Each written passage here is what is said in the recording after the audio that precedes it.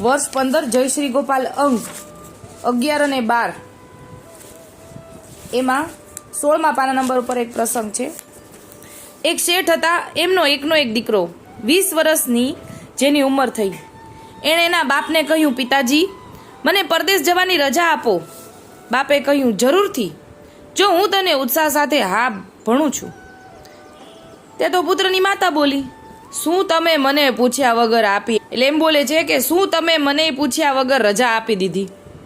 એવી રીતે દુઃખી થઈને બોલ્યા. ત્યારે શેઠે કહ્યું, એમાં તમને પૂછવાનું શું હતું? શેઠાણી કહે, ક્યાં જવાનો છે એ તો પૂછો. પુત્ર કે, હું અમેરિકા, આફ્રિકા, જાપાન જવાનું છું. ત્યારે માતા બોલે, અરે દીકરા, એટલો બધો છેટો? ત્યારે પુત્ર કહે, વેપારીના દીકરાને છેટું શું ને પાસે શું? જવાનું એટલે જવાનું. માતા કે, સારું ભાઈ, થોડી મૂડી તો સાથે લઈને જા. શેઠ કહે, એને મૂડીની કાંઈ જરૂર નથી. આટલો બધો ઉત્સાહ છે ને, એ જ એની મોટા મોટી મૂડી છે. તેમ દેશ પરદેશ, આફ્રિકા, લંડન, વિલાયત કે મુંબઈ જવું હોય તે માણેક ચોકમાં પણ જો તમારી પાસે ઉત્સાહની મૂડી હશે ને તો તમને વાંધો નહીં આવે. આ જગતમાં જે કાંઈ પણ મહાન કાર્યો નોંધાયા છે એના મૂળમાં ઉત્સાહનું કારણભૂત છે. ઉત્સાહ વગર આ જગતમાં કોઈ કાર્ય સિદ્ધ થયું નથી. ઉત્સાહ એટલે અનહદ ઊંડો રસ. એ ન હોય ત્યારે ભલભલા મનુષ્યો પણ નિષ્ફળ ગયા છે. ઉત્સાહ ગજબનું ચાલાક બળ પૂરું પાડે છે. ઉત્સાહ અને ભાવ વિના ભક્તિ હૃદયમાં આવે નહીં. જ્યારે પ્રભુના સ્વરૂપમાં, પ્રભુના નામમાં વિશ્વાસ દ્રઢ થાય છે ત્યારે જન્મ મરણના દુઃખને ઉત્પન્ન કરનાર ભવરોગ નાશ થાય છે. તો માત્ર આ દેહના દર્દોની વાત જ શી? એટલે કે આખો ભવરોગ મટી જાય છે તો દેહના દર્દની વાત તો ક્યાં રહી? ભાવથી જ્યારે આ નામનું ઉચ્ચારણ થાય ત્યારે તેના નેત્રમાં સહસા આનંદો અશ્રુઓ વહે છે. પુષ્ટિ માર્ગનો મુખ્ય આધાર ભાવ ઉપર છે. કોઈ પણ વસ્તુ સ્વભાવે સારી કે ખોટી છે જ નહીં. જેવો ભાવ એની અંદર મૂકીને એવી એ વસ્તુ થઈ જાય. એટલે કે એક વસ્તુ એકને ગમતી હોય ને એકને ન ગમતી હોય, એટલે વસ્તુ સારી ખોટી નથી, એની અંદરના ભાવ પ્રમાણે એને જજ કરે છે, એને નિયામક કરે છે કે આ વસ્તુ સારી છે, મને તો ગમે છે, ઓલા કે મને તો બહુ ગમે છે. તો એ વસ્તુ ખરાબ નથી થઈ જતી. આપણા અંદરના ભાવમાં ફેરફાર છે એટલે આપણે એને એવી રીતે આંકીએ છીએ, એવું અહીંયા સમજાવે છે. ભાવ વગર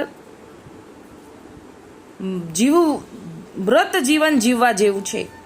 ભાવથી પ્રભુ સાનિધ્ય અનુભવાય છે. પ્રભુ સાનિધ્ય અનુભવાય છે. ભાવથી પ્રભુ અપ્રગટ હોવા છતાં પણ પ્રગટ થાય છે. એટલે કે આ પુષ્ટિ માર્ગ ભાવનાનો છે ને એના વિશે સમજાવે છે કે ઠાકોરજી અહીંયા છે તો છે, હા છે, અહીંયા જ બિરાજે છે. તો કોક એમ કે ક્યાં છે, મન નથી દેખાતા. તો કે ભાઈ તાર માટેની આ વાત નથી, આ તો ભાવની વાત છે. અમને બધાને અનુભવ છે ઠાકોરજી અહીંયા બિરાજે છે. ઘણીવાર એવો અનુભવ થાય ને કે મનમાં દોડ હોય કંઈક અને એ દોડ જ આપણે ક્યાંક સાંભળવા મળે, તો આ પ્રમાણ ઠાકોરજી છે એનું જ મળે. એટલે આ તો ભાવનાનો છે, આપણે બીજી વસ્તુ ક્યાંય સાબિત ન કરી શકીએ. ભાવથી પ્રભુ અપ્રગટ હોવા છતાંય પ્રગટ થાય છે. માત્ર એ મહામૂલી ચીજ છે. એ વગર બધી ક્રિયા નકામી, બધી સેવા પણ નકામી, બધા સાધન પણ નકામા. જેણે હૃદયમાં ભાવ રાખીને સેવા કરતા જાણ્યું તેણે જીવન સાર્થક કર્યું. ભાવ વગરનું કોઈ પણ કાર્ય સેવા પ્રભુને સંતુષ્ટ કરી શકે નહીં. ભાવથી સેવા પ્રભુ પ્રેમથી સ્વીકારે છે. ભાવ વિના ભક્તિ જ નકામી. સુરદાસજી જન્મથી જ અંધ હતા. વૃંદાવનમાં રહેતા હતા.